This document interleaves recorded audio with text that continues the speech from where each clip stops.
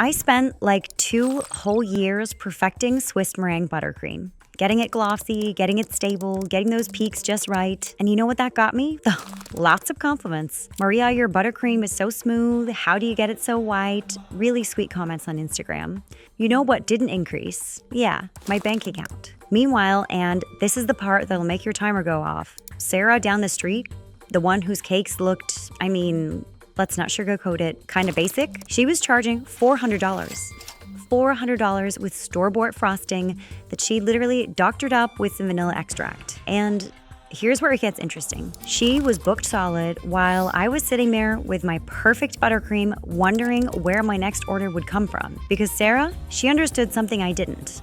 Something that took me way too long to figure out. Today, I'm sharing what actually makes money in the cake business, and spoiler alert, it's not what's in your piping bag. Hi everyone, I'm Maria Haversham, and oh my gosh, I used to think if I could just pipe better roses, master that fondant that wouldn't tear, get my ganache drip to be like that perfect Instagram drip where it stops exactly where you want it to, then I'd be successful. Then people would pay real cake money. Then I could finally quit my soul-sucking corporate job and actually make a living doing what I loved. I was so wrong.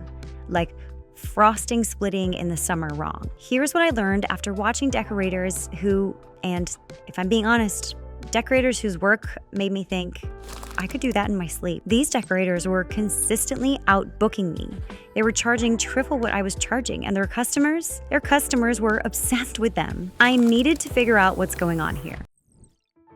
As I started to dive deeper into the subject, I realized something, a brutal truth that nobody talks about in those Facebook cake groups.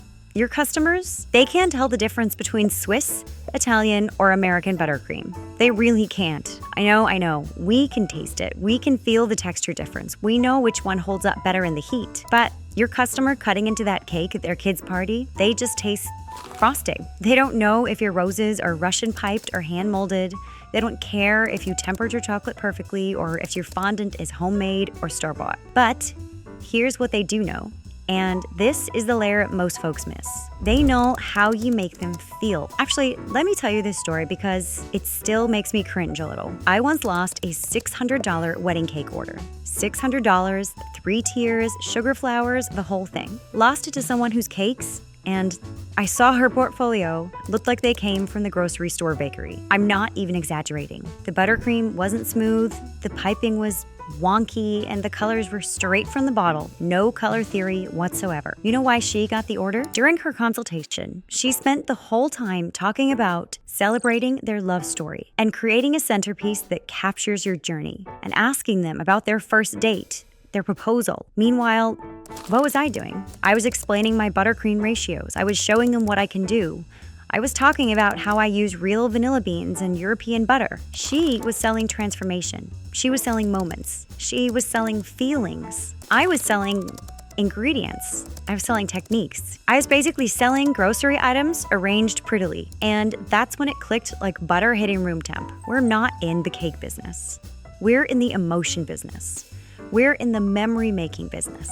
We're in the make them feel special on their special day business. The thing is, the technique trap is so seductive because it's measurable, right? You can see yourself getting better at roses. You can measure if your layers are even. You can count how many new techniques that you've learned and mastered that month. It feels like progress. But mastering Swiss meringue when you haven't mastered selling, that's like perfecting your frosting recipe while your oven's broken. What's the point? So, the money-making skill, and this is the secret ingredient that most people miss. It's not in your hands, it's not in your piping bag, it's not even in your stand mixer. It's in your story. Actually, wait, let me prove this to you right now. Ready? Here's a little experiment that'll blow your mind. Cake A, chocolate cake with vanilla buttercream. Serves 20, $65. Cake B, the midnight comfort cake. Okay, so I created this during my own sleepless nights as a new mom. I'm talking 2 a.m., baby finally asleep, and I'm in my kitchen just needing something that felt like mine, you know? Each layer of this rich chocolate cake represents finding sweetness in the exhaustion, finding joy in the chaos. And the vanilla buttercream? My daughter, when she turned 3, she called it cloud frosting, and now I can't call it anything else. This isn't just dessert. This is that small moment of comfort that every mom deserves. That reminder that even in the mess, their sweetness. Serves 20 starts at $200. Same exact cake, same ingredients, same technique, same time to make, same everything. One sells for $65 and sits on your menu like stale fondant. One sells for $200 and has people calling you crying, literally crying about how their friend needs this cake for their baby shower. The difference? Story creates value. Technique creates commodity. And here's where it gets really interesting. You know that voice, that little imposter voice that's like, who might have charged $300 for a cake? That voice makes you price everything slightly above ingredients because anything more just feels greedy, right? That voice shuts up when you realize you're not charging for flour and eggs. You're charging for the transformation. You're charging for the feeling. You're charging for the fact that when they see that cake, they're going to remember this moment forever. I had a customer once. This was like 3 months after I figured this out. She said to me, Maria, I don't even like chocolate cake, but the way you described it, I need it for my daughter's graduation. She didn't even like chocolate cake, but she bought a $300 chocolate cake because of what it represented, because of the story it told, because of how it would make her daughter feel. That's when I realized, oh my gosh, we have been playing the wrong game this entire time. We've been competing on techniques when we should be connecting through story. Okay, so you're probably thinking, Maria, that's great, but I'm not a writer. I make cakes, I don't tell stories. Actually, now that I'm saying this out loud, you already tell stories. Every time you explain why you added that extra layer, every time you describe why you chose those colors, you're already doing it. You just need to, let me stir this better. You need to package it right. Here's my story selling formula. And yes, I trademarked that because it literally changed everything for me and my cakepreneurs. It's 3 ingredients. Like a really good cake, simple but perfect when combined right. First ingredient, origin. Why does this cake exist? And not because someone ordered it. Like, why did you create this specific combination? Second ingredient, transformation. What does this cake create? Not, it feeds 20 people. What moment does it create? What feeling does it unlock? What memory does it preserve? Third ingredient, exclusivity. Why can only you make this cake? And before you say, but anyone can make a chocolate cake, stop right there. No one else has your story. No one else has your why. Let me show you how this whisks together. Here's an actual cake description that I use. This isn't just a birthday cake. This is the Finally 30 cake. I created this after my own chaotic 20s. You know that feeling when you hit 30 and suddenly everything just makes sense? Like the fog clears and you can finally see who you're supposed to be? That's this cake. Each of the 3 layers represents a decade of growth. The messy 10s, the searching 20s, and the arriving 30s. I decorate it with gold details because, honey, you've earned every bit of that shine. The flavors are sophisticated but comforting. Dark chocolate and salted caramel because you're grown, but you still deserve sweetness. And here's the thing. I only make 5 of these a month. Not because I can't make more, but because each one requires me to really tap into that celebration energy, that you made it energy. I literally put on my Finally 30 playlist while I make this. This isn't something you order. This is something you experience. Suddenly, your basic 3-layer chocolate cake, it becomes an experience only you can provide. And watch what happens to the pricing conversation. It completely shifts. Nobody asks, why is this $400? They ask, how do I reserve one of the 5? Does that make sense? Like, does that land? Because once you get this, once you really understand that every cake has a story. Actually, you know what? Let me give you another example because this one really shows how powerful this is. I have a cake called the Sunday Morning. It's literally just vanilla cake with cinnamon buttercream. Basic, right? But here's how I position it. Remember Sunday mornings as a kid? Before bills, before responsibilities, before that Sunday scaries feeling. This cake takes you back there. Vanilla bean cake that tastes like the morning sun through kitchen windows, with cinnamon buttercream that's basically a hug in frosting form. I created this during my corporate days when Sundays meant anxiety about Monday. Now it represents freedom. The Sunday mornings I earned by leaving that cubicle life. When you serve this, you're not serving cake. You're serving a moment of peace, a pause, a reminder that life can still be sweet and simple. That cake, it's my second bestseller, a vanilla cake with cinnamon buttercream, because I think you get it. It's never about the cake. So when I stopped leading with the technique and started leading with the story, everything changed, and I mean everything. Same cakes, literally same recipes I'd already been using, same cramped kitchen with the oven that runs hot, same techniques, same skills, same everything. Different positioning, different conversation, different business. Let me paint you the before and after because it's actually kind of shocking when I look back at it. Before, my consultation calls were technical interviews. Can you do ombre? Do you work with fondant? Can you match this Pinterest photo? How many layers? What's your buttercream recipe? I was basically auditioning my skills for every single order. And the price conversation, brutal. Always brutal. Why is it so much? The grocery store does it for $30. My friend makes cakes for cheaper. After, my consultation calls became connection calls. Tell me about who this cake is for. What feeling do you want to create? What would make this cake unforgettable for them? And then, this is the magic part. They'd say things like, I need that cake that helps people feel seen. Or I want that cake you made for that other mom, the one about finding sweetness in the chaos. The price conversation, it basically disappeared, or it completely flipped. Instead of, why is it so expensive? I started hearing, I've been saving up for one of your cakes.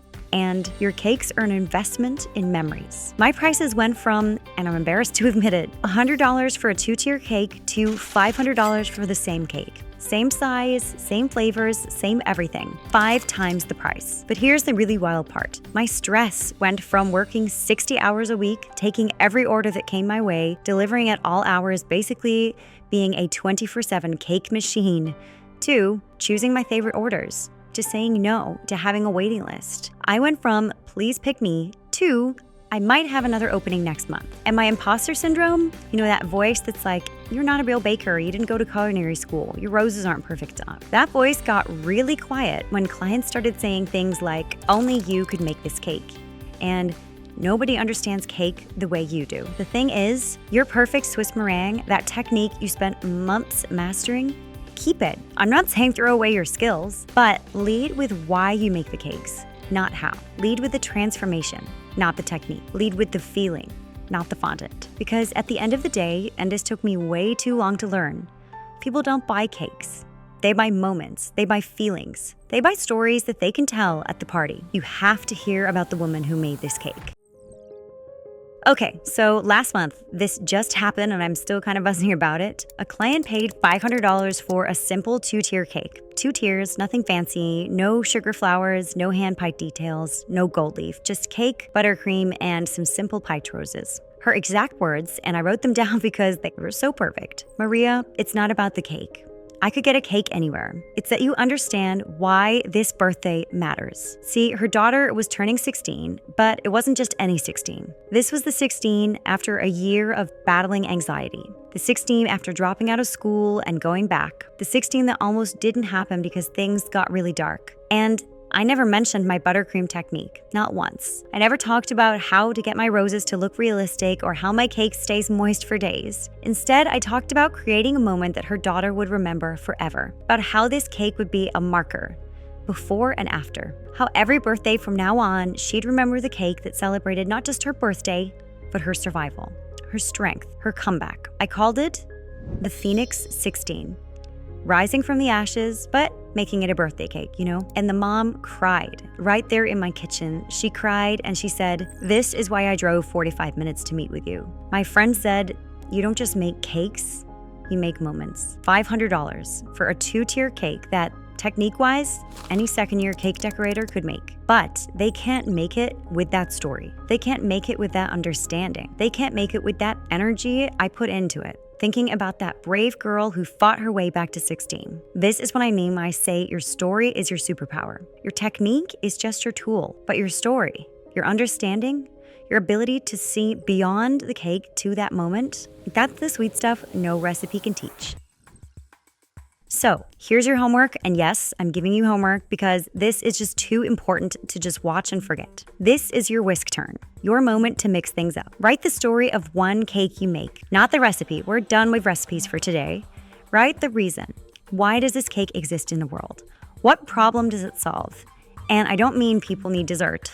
What emotional problem does it solve? What feeling does it create? What moment does it mark? Maybe it's the cake you made for yourself after your divorce, the I'm still sweet cake. Maybe it's the one you created for your kid's birthday party that was more about you surviving that first year of motherhood. Maybe it's the flavor combination that reminds you of your grandma's kitchen.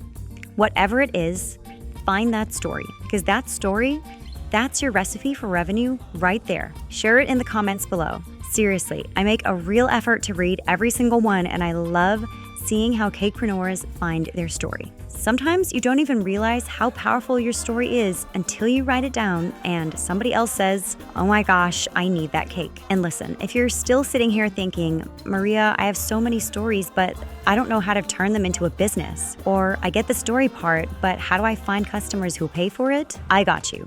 I put together a free training. It's less than an hour. You can watch it while you're doing your crumb coat, where I reveal my complete system. This is the exact framework I use to go from charging $30 for a 3-tier cake, yes, $30, I'm still embarrassed, to consistently booking $500 plus orders. The link is right below this video. It's completely free, no sneaky charges, no free and then pay for stuff. This is the real stuff. Because here's what I know. There are so many talented cake artists out there charging grocery store prices for boutique talent, working for pennies when they should be earning real cake money, hiding their prices when they should just be posting them proudly. And it breaks my heart because I was you. I was the one perfecting my buttercream at 2 a.m. thinking that technique would save me. I was the one watching other bakers succeed and thinking, but my cakes are better. Your cakes might be better, but better doesn't pay bills. Story does.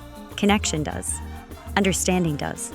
So, click that link, watch the training, and then come back and tell me what shifted for you, because something will shift. It always does when you realize you've been playing the wrong game this whole time. And remember, cakepreneurs, you're not selling sugar and flour.